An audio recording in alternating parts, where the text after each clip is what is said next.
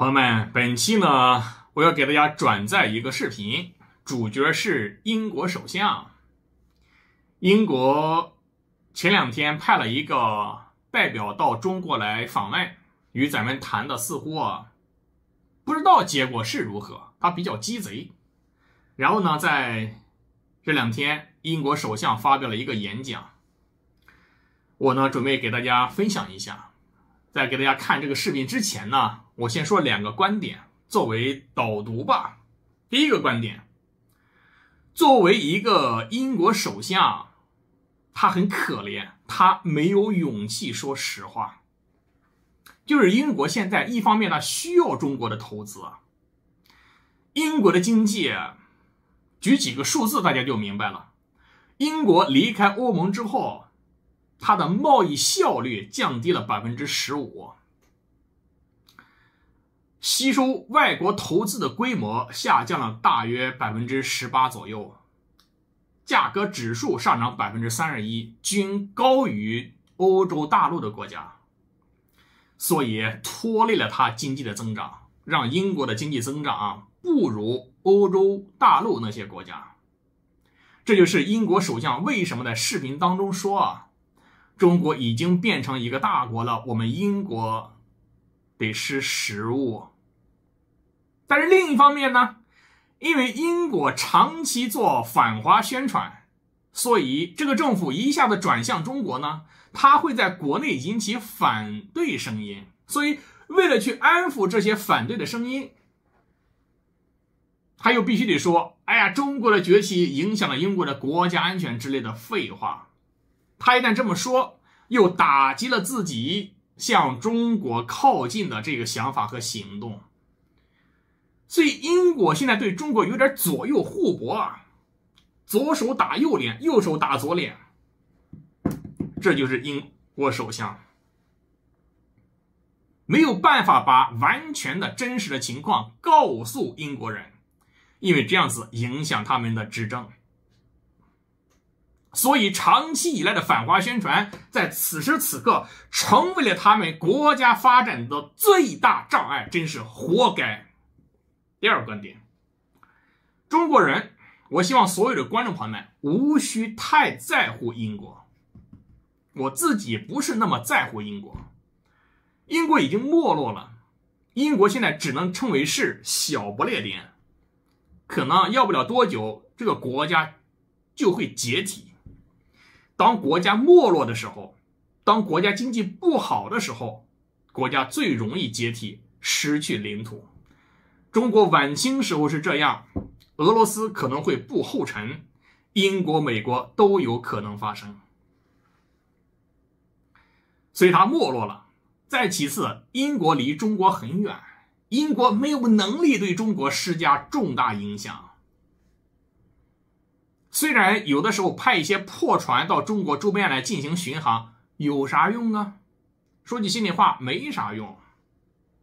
所以对于英国，中国是能合作就可以合作，不能合作你们就滚，有多远滚多远。中国真的是甩都不甩你，现在不是1840年了。 We all share pride in our history, a fierce optimism about our future, a sense not of nostalgia, but national purpose, not retreat, but renewal, not isolation in a dangerous world, but leadership. In these times of profound instability, conflict, and change. That's what I want to talk about this evening. How we can use our international work to navigate these times, to lead and secure our national interest. And my Lady Mayor, I am clear that no transformation today carries greater consequence than the rise of China. It is a nation of immense scale, ambition, and ingenuity, a defining force in technology, in trade, and global governance, all giants today. The US, the EU, and China. all interacting with each other. And ultimately, our future will be determined by how we navigate this dynamic. That is why the approach we're taking is so important, building these incredible bonds with the US and with the EU. But, as I said at the outset, we must also address the third of these giants. For years, the narrative ran that China was the coming power. Well, now it has arrived, and the UK needs a China policy that recognises this reality. But instead, for years, we've blown hot and cold. We had the golden age of relations under David Cameron and George Osborne, which then flipped to the ice age that some still advocate.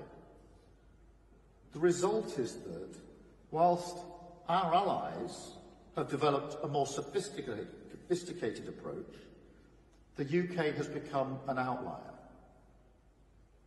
President Trump met President Xi in October and will visit China in April. Since early 2018, President Macron has visited China twice, and he'll be again there later this week. German leaders have visited 4 times, and Chancellor Merz will be there in the new year. Yet, during this same period, no British Prime Minister has visited China. And until I met President Xi last November, there had been no leader-level meeting at all for 6 years. I'm talking here about the second biggest economy in the world, a nation that accounts for over a quarter of global R&D and leads in some critical technologies that are key. With Hong Kong, it is our 3rd largest trading partner, supporting around 370,000 British jobs. And, my Lady Mayor, I'm also talking about a country that is projecting its power, a permanent member of the UN Security Council, and one of the world's most powerful militaries that is rapidly growing its nuclear stockpile. And, yes, a country that poses real national security threats to the United Kingdom. With all that in mind, the absence of engagement is just staggering. A dereliction of duty, because it means that, unlike our allies, we have not been standing up for our interests.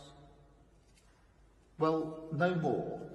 It's time for a serious approach, to reject the simplistic binary choice, neither golden age nor ice age, and recognise the plain fact that you can work and trade with a country while still protecting yourself. In fact, we protect ourselves better because we engage. The British people instinctively understand this. They know we have to deal with the world as it is and build smart, agile relationships with everyone, where it's clearly in our interests to do so. And let me be absolutely clear.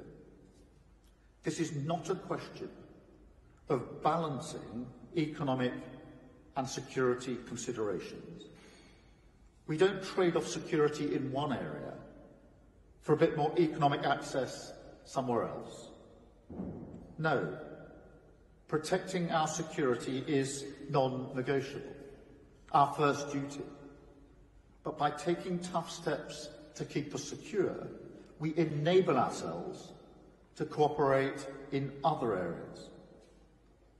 And in recent days, we have taken further such steps, bringing forward a tough package of measures to defend our country and our democracy by disrupting and deterring threats from China and other state actors. giving our security services the updated powers and tools that they need to tackle foreign espionage activity wherever they find it, and tackle malicious cyber activity too. Meanwhile, we continue to call China out for their support of Russia in Ukraine, sanctioning those Chinese oil and gas operators that support Russia's military-industrial complex. And we continue to raise our concerns about human rights, the prosecution of Jimmy Lai, a British national, the sanctioning of British MPs, threats to British academic freedom, and the curtailment of freedom in Hong Kong against the binding joint declaration. Nothing will ever change our values or our readiness to stand up for them. But given the scale and significance of China, dealing with them on vital issues like global security is not a choice, but a necessity.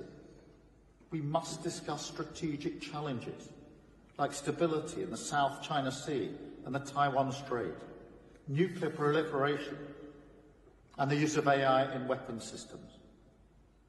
We must also engage on issues like climate change and global health, where China has to be part of the solution. Because, as every other allied nation will attest, engagement is how we uphold our national interests, how we prevent miscalculation, and how we pursue our economic interests too. My Lady Merritt, this room knows very well the scale of the opportunity in China is immense. Our task is to help British businesses win their share of that opportunity in a way that is safe for our country. And I know that after the chopping and changing from previous governments, businesses need predictability for the long term. They deserve predictability. So that's what we're delivering, a clear approach for business. Let me set this out. To start with, we're absolutely clear that when it comes, for example, to defence, AI, or our critical national infrastructure, we will always protect our security and our economic interests. But we are also clear that in areas where there is no significant risk, instead of assuming you shouldn't do business with China because it's just too difficult, or because the government will make it too burdensome or unpredictable, from now on, we're going to give businesses the confidence, clarity and support that they need to win these opportunities, with all the necessary mitigations in place. And we've already started this work. The Chancellor and the Trade Secretary visited China this year. The Investment Minister is there right now. And this re-engagement is already delivering billions in export wins and market access for British businesses. So in areas like financial and professional services, creative industries, pharmaceuticals, luxury goods and more, great British success stories, the export opportunities are huge, and we will back you to seize them. That is our approach: pro-business, pro-growth, pro-security, and pro-Britain. My Lady Mayor.